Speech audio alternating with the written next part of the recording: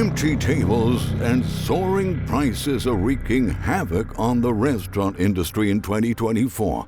New data shows that we're on track to see the highest wave of bankruptcies in all U.S. history as America's biggest chains struggle with rising costs, labor shortages, and a dramatic decline in sales. Every day, more closings are being announced. You may have already noticed that many restaurants and fast food joints in your town are closing down right now. Even chains that used to be everywhere, like Boston Market, are rapidly disappearing. What's driving so many iconic brands out of business this year? That's what you're going to find out by the end of today's video. In recent months, millions of Americans were shocked to learn that their favorite go-to neighborhood coffee shops or burger joints were being permanently shut down. Uncertainty is heightening tensions across the restaurant industry, and even beloved chains that are seemingly prospering may be forced to close down multiple locations due to a variety of reasons. Now, we tend to think that big national brands are in a better shape financially, but issues linked to inflation, shifting consumer patterns, and other financial challenges are making even the largest corporate entities struggle to keep their doors open. In fact, according to an analysis of bankruptcydata.com data, restaurant chains and operators this year are on track to declare the most bankruptcies on record. In the third quarter, the firm tracked 68 Chapter 11 filings of restaurant companies holding more than $10 million in liabilities. That's slightly lower than during the pandemic, when 72 big restaurants went under during the same period. As a consequence of these filings, more than 4,000 locations have been hit. Medium-sized and small restaurants are facing an even direr picture. More than 3,000 businesses have already gone belly up this year, the data shows. Experts predict this will result in the biggest wave of closings ever seen in the United States, but detailed statistics will only be released by early 2025. In the past quarter, same-store sales traffic at U.S. restaurants was down by 3.3%, as reported by market research firm Black Box Intelligence. Visits to casual dining restaurants dropped 4.5%. Higher menu prices, plummeting sales, and macroeconomic pressures have left operators in a tough spot heading into the rest of the year.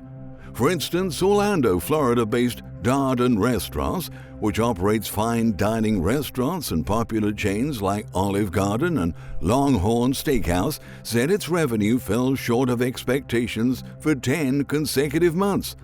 The significant step down in traffic led to our earnings being lower than expected, Darden CFO Raj Venom said. Meanwhile, Red Lobster made headlines with bankruptcy filings announced just a few months ago. TGI Fridays has also sought bankruptcy protection and announced the closure of dozens of underperforming TGI Friday locations. Boston Market, once a national rotisserie chicken chain, has eliminated hundreds of restaurants over the past 12 months. Now, only 27 Boston Market locations remain open, according to Restaurant Business, an industry trade magazine. Last month, Denny's announced plans to close 150 locations in 2024 and said more shutdowns will follow in 2025. Other big names like Hooters, Noodles & Company, Buca de Beppo, BurgerFi, Rubio's Coastal Grill, Cracker Barrel, Hardee's, and Tijuana Flats have also conducted mass closings this year. The latest casualty of what is being called the restaurant apocalypse is Wendy's.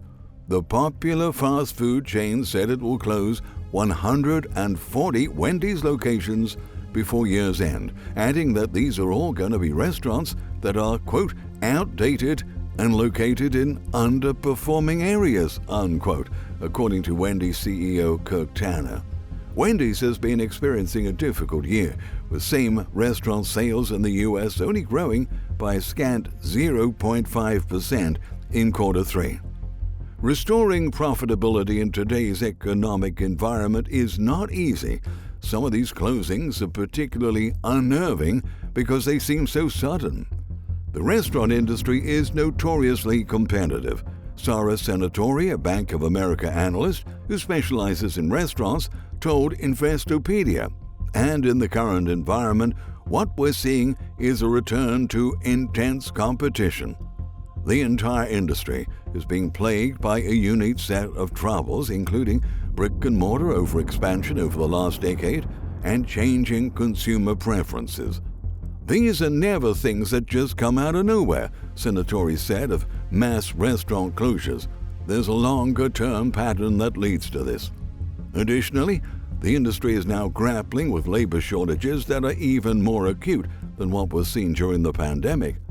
The latest report from Expert Market found that a staggering 82% of U.S. restaurant and food service businesses are actively recruiting, yet many are struggling to fill key positions. The staffing crisis is particularly severe in the kitchen, where chefs and cooks are the most sought-after professionals. These roles account for a significant 30% of all job openings, highlighting a worrying gap within the workforce. Dishwashers and cashiers follow as the second and third most difficult position to fill, making up 12% and 7% of open roles respectively. Looking ahead, the outlook remains bleak. About 50% of workers leave the industry after 2 years. 26% of companies expect labor shortages to worsen over the next 12 months. The sector typically offers low wages for long hours of physical labor.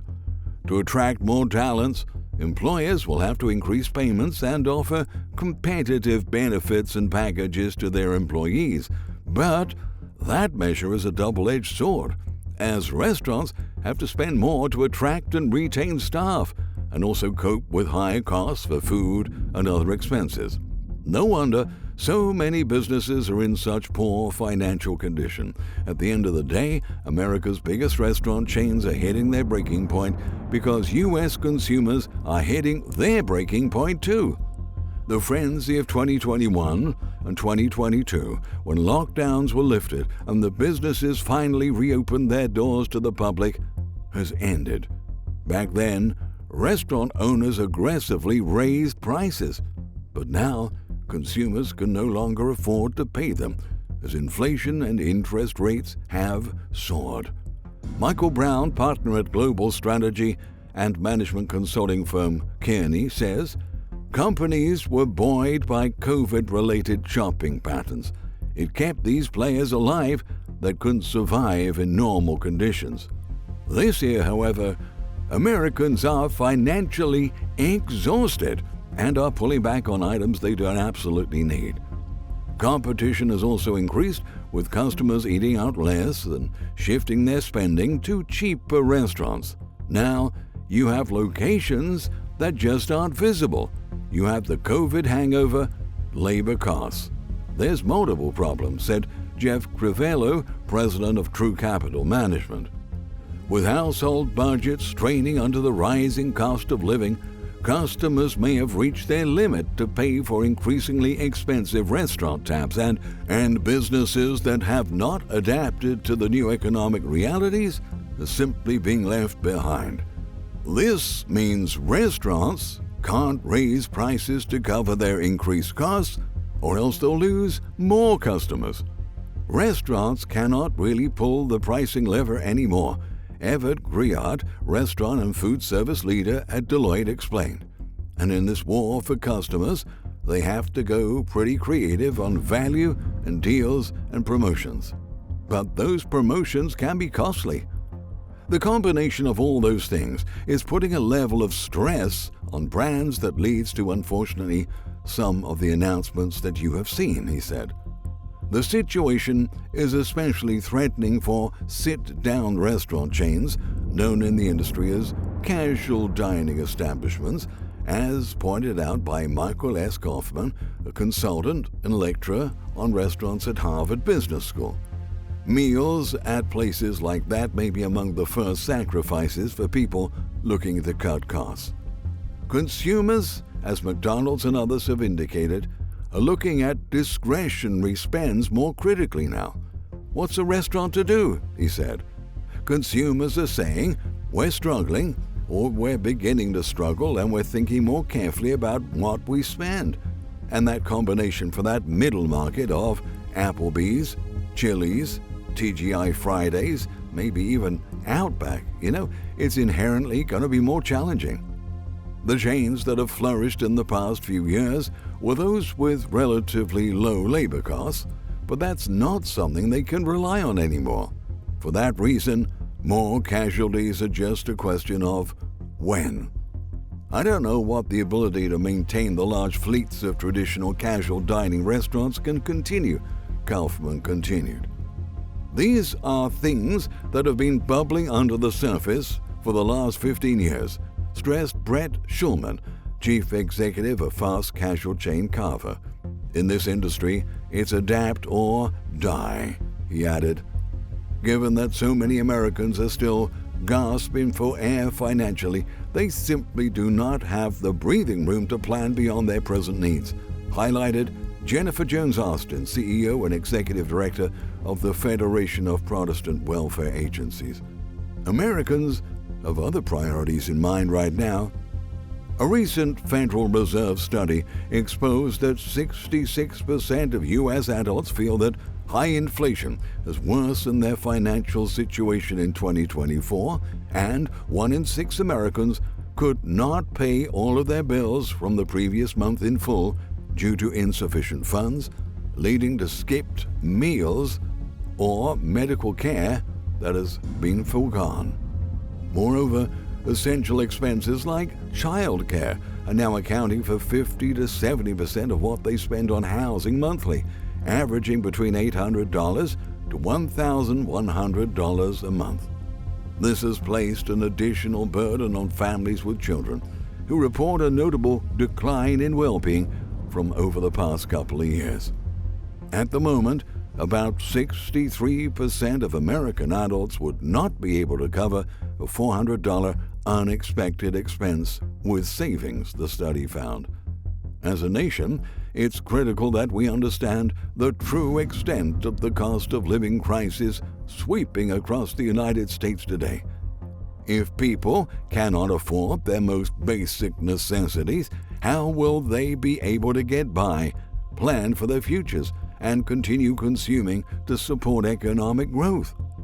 Our economy is in shambles, and we're going to lose thousands upon thousands of businesses in this downturn.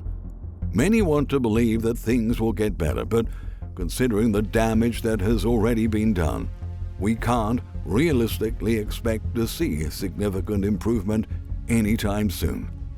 Panic and desperation are starting to take over our country, and sadly, this is just the beginning. Thank you very much for watching.